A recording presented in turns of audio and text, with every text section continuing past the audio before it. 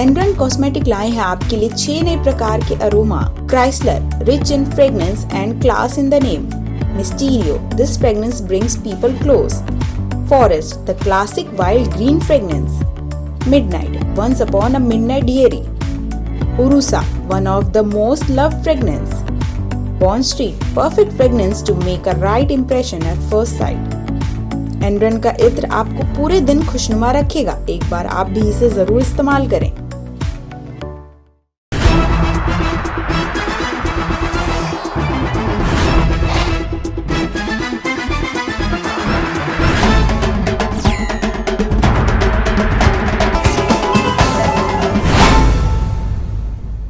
नमस्कार, मैं शामिन गर्नर और आप देख रहे हैं समय भारत 24/7। कोरोना की तेज रफ्तार के बीच थोड़ी राहत की खबर। देश में पिछले 24 घंटे में कोरोना के 3,06,000 नए मामले, कल के मुकाबले आज 27,000 कम केस। देश में कोरोना के मामलों में कमी देखने को मिली है। भारत में आज कोरोना के 3,06,064 नए मामले सामने आए हैं। कल यानी रविवार के मुकाबले आज कोरोना के 27,469 केस कम हुए हैं। स्वास्थ्य मंत्रालय ने बताया कि 24 घंटे में 439 मरीजों की मौत भी हुई है, जबकि 2,43,495 लोग कोरोना से ठीक भी हुए हैं। बता दें कि रविवार को देश में कोरोना के 3,33,533 मामले सामने आए थे। देश में अब एक्टिव मामलों की संख्या बढ़कर 22,49,335 हो गई है। वहीं 3,68,00,000 से अधिक लोग अब तक रिकवर हो चुके हैं। कुल मौतों का आंकड़ा 4,89,848 पहुंच गया है। डेली पॉजिटिविटी रेट बढ़कर 20.75% हो गया है। देश में आज कल से 27,469 कम मामले सामने आए हैं। कम मामले आए हैं। कल कोरोना वायरस के 3,33,533 मामले आए थे। कोरोना के कहर के बीच आज से महाराष्ट्र में खुलेंगे स्कूल तो दिल्ली में खुलेंगे निजी दफ्तर। क्या है अन्य राज्यों का हाल? देश के कुछ राज्यों में कोरोना महामारी की तीसरी लहर अब धीमी पड़ने लगी है। इसी वजह से कुछ जगहों पर प्रतिबंधों में ढिलाई भी देखी जा रही है। हालांकि कुछ ऐसे राज्य भी हैं जहां पर कोरोना की रफ्तार तेज होने की वजह से प्रतिबंधों को और अधिक कड़ा किया गया है। बहरहाल जहां पर प्रतिबंधों में ढील दी जा रही है उसमें सबसे ऊपर है महाराष्ट्र है। महाराष्ट्र में सोमवार से सभी स्कूलों को एक बार फिर से खोल दिया गया है। हालांकि छात्रों को स्कूल में एंट्री तभी मिलेगी जब इसकी इजाजत पेरेंट्स से मिलेगी। यहाँ पर हाइब्रिड मोड में अब क्लासेस चलेंगी। तो वहीं दिल्ली में कोरोना के मामलों में कमी आई है, लेकिन यहाँ पर स्कूल को खोलने पर फिलहाल कोई फैसला नहीं लिया गया है। शिक्षा मंत्री मनीष सिसोदिया का कहना है कि छात्रों के 100% टीकाकरण के बाद ही यह संभव होगा। वहीं सोमवार से दिल्ली में निजी ऑफिसों को 50% उपस्थिति के साथ खोल दिया गया है। वहीं वीकेंड कर्फ्यू पहले की तरह ही जारी रहेगा।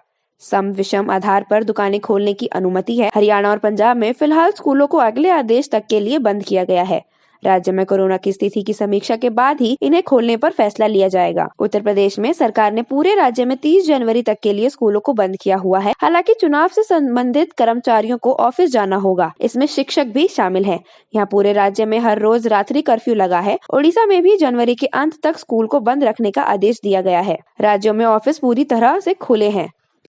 उत्तर प्रदेश के उप मुख्यमंत्री केशव प्रसाद मौर्य को अपने ही विधानसभा क्षेत्र में करना पड़ा जनता के विरोध का सामना। जी हाँ, ये मामला तब का है जब केशव प्रसाद मौर्य चुनाव प्रचार के लिए अपने ही विधानसभा क्षेत्र में गए थे, लेकिन कुछ लोगों ने भाजपा और मौर्य के खिलाफ हंगामा शुरू कर दिया और उप मुख्यमंत्री को घेरने की कोशिश करने लगे, जिसको देखकर मौर्य की सुरक्षा में लगे सुरक्षा बलों ने केशव प्रसाद मौर्य को वहां से बाहर लेकर वापस चले गए।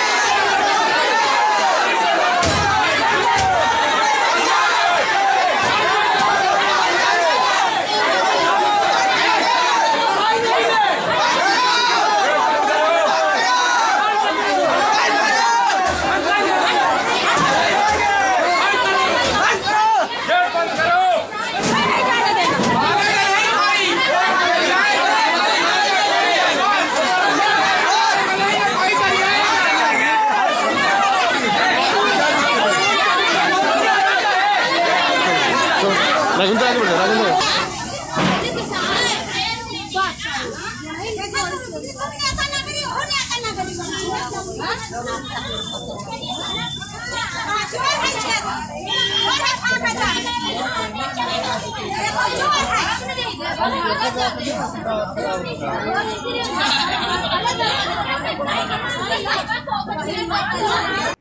अब मुख्यमंत्री योगी आदित्यनाथ ने पेंशन को लेकर सपा पर किया तीखा वार। साथ ही बोले 2017 से पहले जो माफिया राज था, अब किसी माफिया की हिम्मत नहीं कि वो किसी को परेशान कर सके।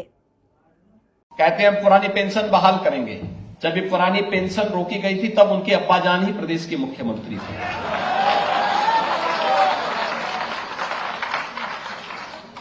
और उसके बाद 4 वर्षों तक प्रदेश के मुख्यमंत्री रहे।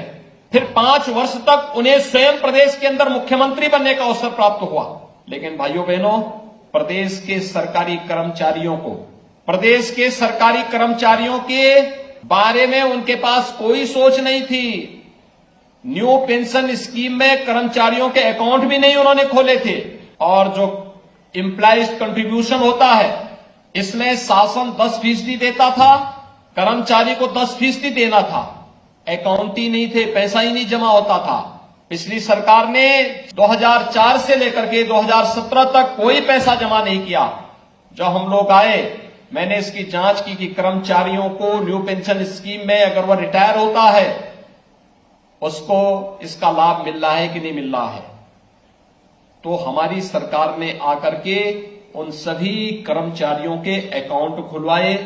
10,000 करोड़ रुपए मैंने बजट से उपलब्ध करवा करके उनके अकाउंट में जमा करवाने का कार्य किया।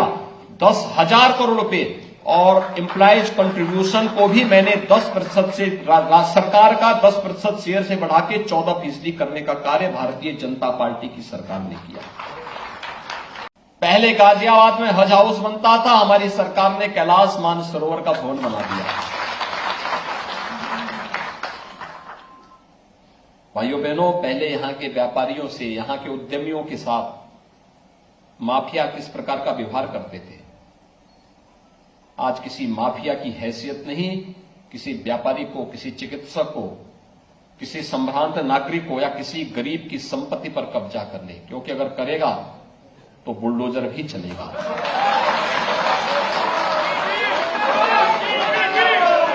पहले इन गरीबों को मिलने वाला अन्न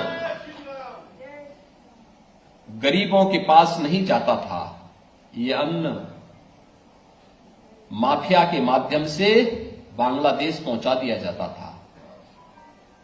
आज यह अन्न उन गरीबों को उपलब्ध हो रहा है। 15 करोड़ गरीबों को डबल इंजन की सरकार डबल डोज का अन्न भी उपलब्ध करवा रही है। 9 करोड़ लोगों को 5 लाख रुपए की सालाना स्वास्थ्य बीमा का कवर भी उपलब्ध कराया जा रहा है। और 1 करोड़ लोगों को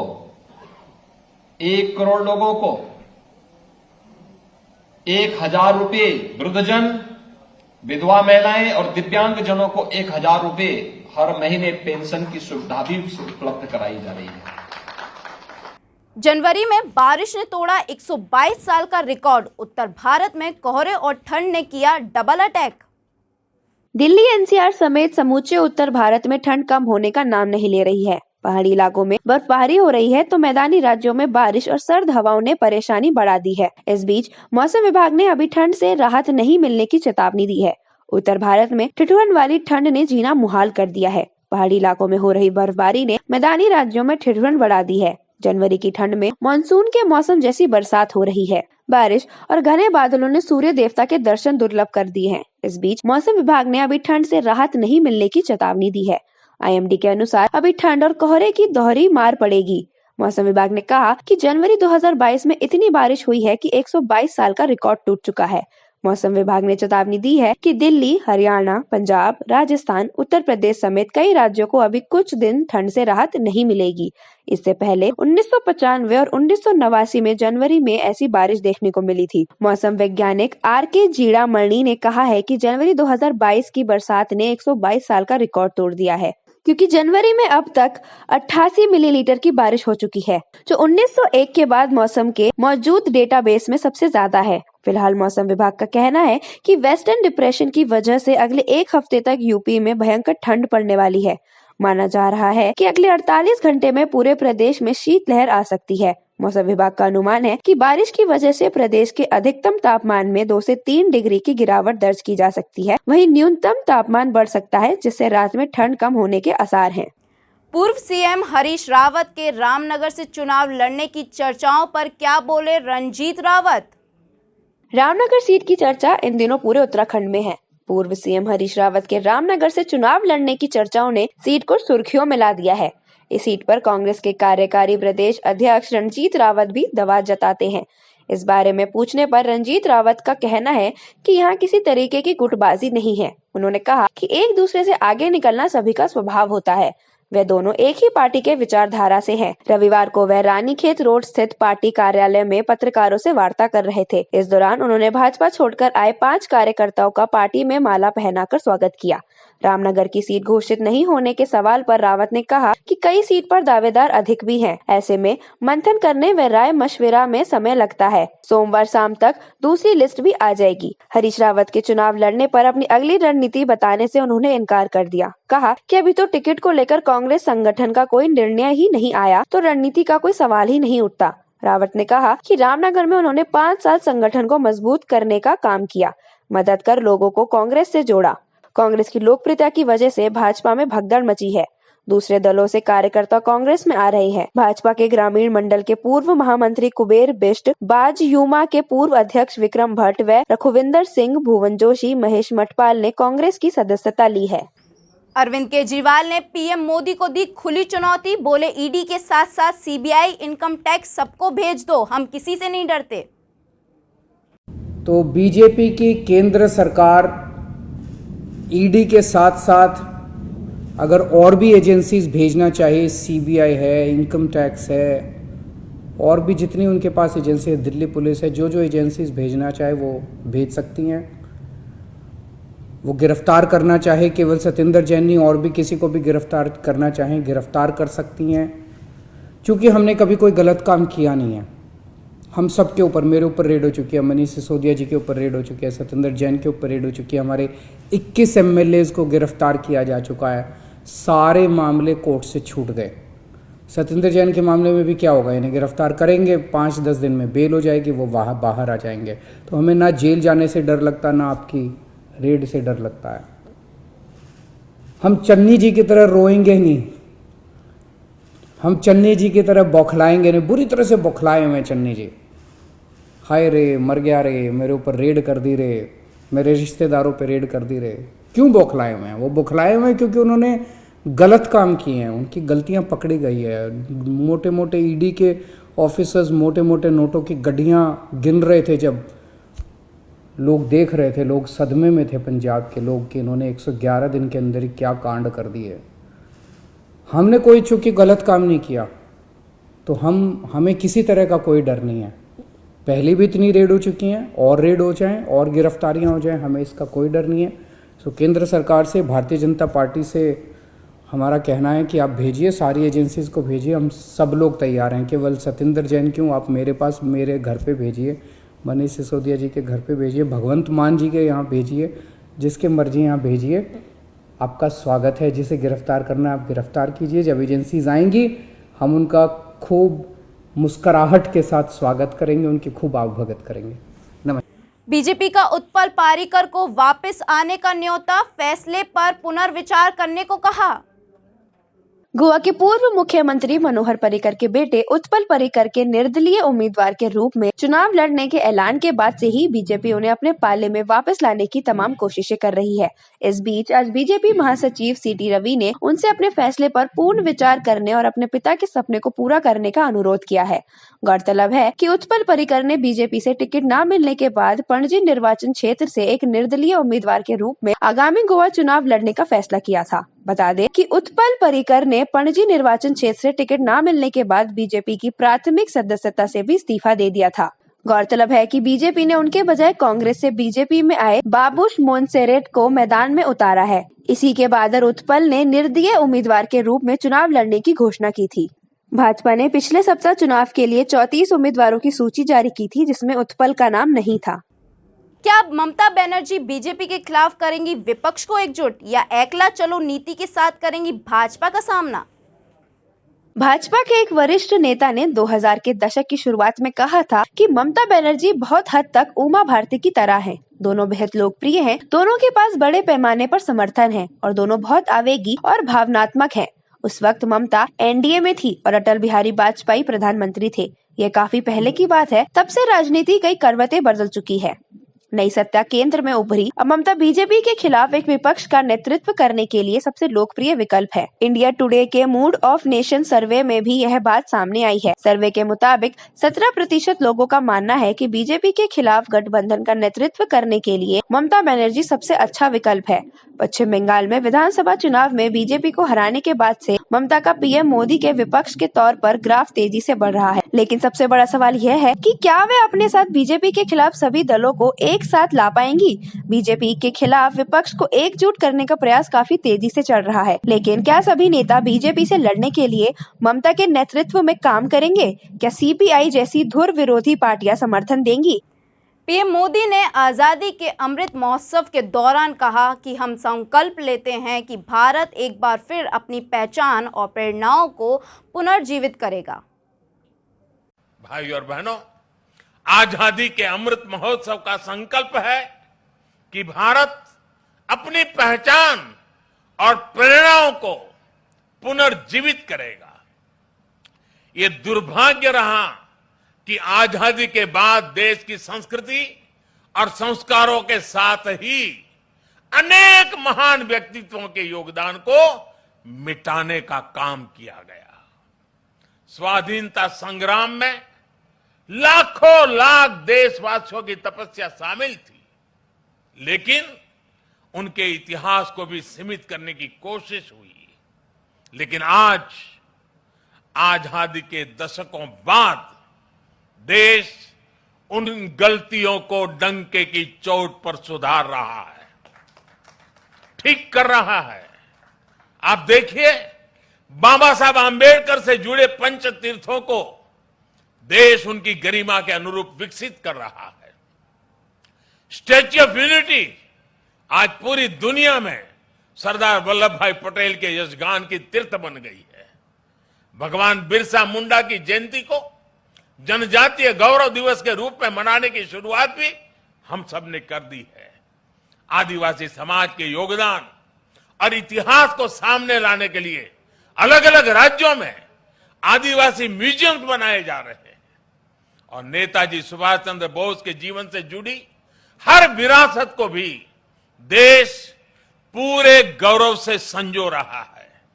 नेताजी द्वारा अंडमान में तिरंगा लहराने की 75वीं वर्षगांठ पर अंडमान के एक द्वीप का नाम उनके नाम पर रखा गया है।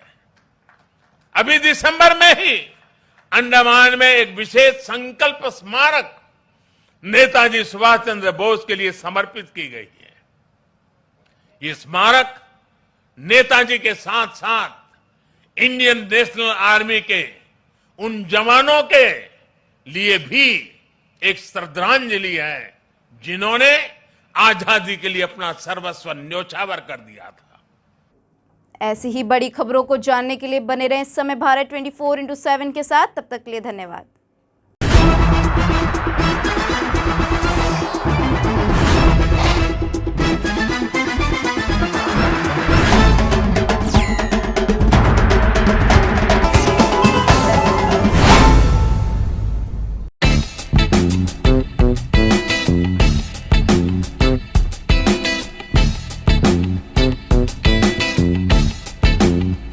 छोटा ही सही लेकिन खूबसूरत हो आपका आशियाना, तो नई टेक्निक्स और डिजाइन्स का इस्तेमाल करके आप अपने घर को बेहद ही खूबसूरत और आकर्षक बनवा सकते हैं। नए interior designs, attractive colour combination और एडोरेबल फर्निशिंग स्टाइल से आपके घर का living room, bedroom, kitchen, balcony देगा आपको सपने जैसे घर का लुक।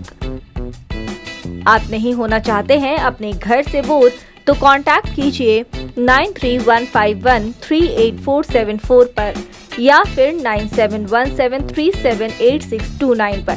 वेबसाइट है www.citywide.co.in।